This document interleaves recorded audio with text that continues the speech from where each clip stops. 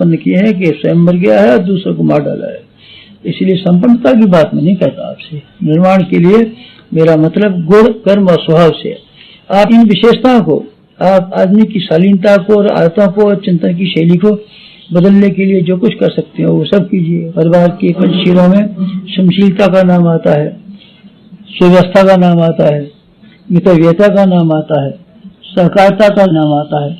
ये सब बातें उसमें आती हैं। आप इन गुणों को स्वयं भी धारण कीजिए, घर वालों को भी कीजिए। ये है व्यक्तित्व के और चरित्र के निर्माण करने का, चिंतन के निर्माण करने का एक शानदार तरीका है।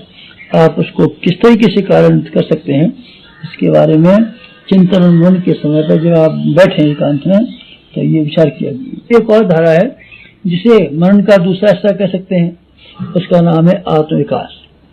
आत्मविकास, आत्मविकास का क्या मतलब? आत्मविकास का मतलब यह है कि अपने आप का, अपने अहम के दायरे को बढ़ा देना।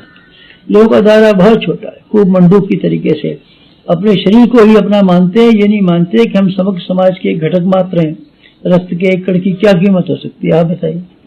रक्त के सारे कणों का समूह जब मिल जाता है तो ही तो खून का संचार होता है। एक कण जरा सा निकालने क्या इकाई है बेचारा, सख्त होने पर ही बात बनती है। इसलिए आप अपने दायरे को सीमित मत कीजिए, आप संकीर्ण स्वार्थपरता से ऊंचा उठने की कोशिश कीजिए।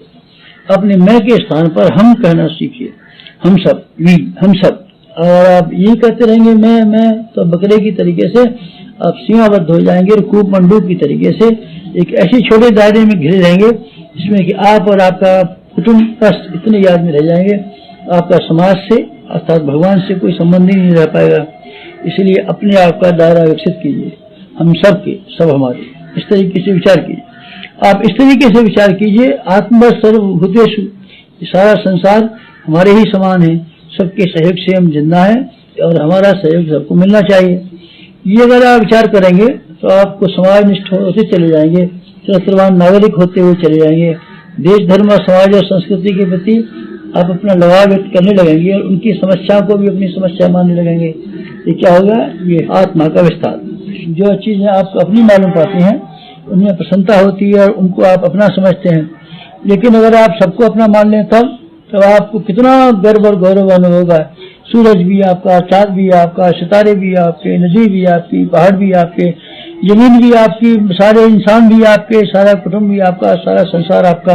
जिस दिन आप सबको अपना मानने लगेंगे और अपने को सबका मानने लगेंगे तब आप फिर जरा देखना तो सही कैसा मजा आता है, कैसा आनंद आता है, जीवन में गतिविधियों में कैसा हेरफेर होता है और आपकी प्रसन्नता किस तरीके से जमीन से आसमान तक छूने लगती है। ऐसी स्थिति पैदा कीजिए, यही कहना।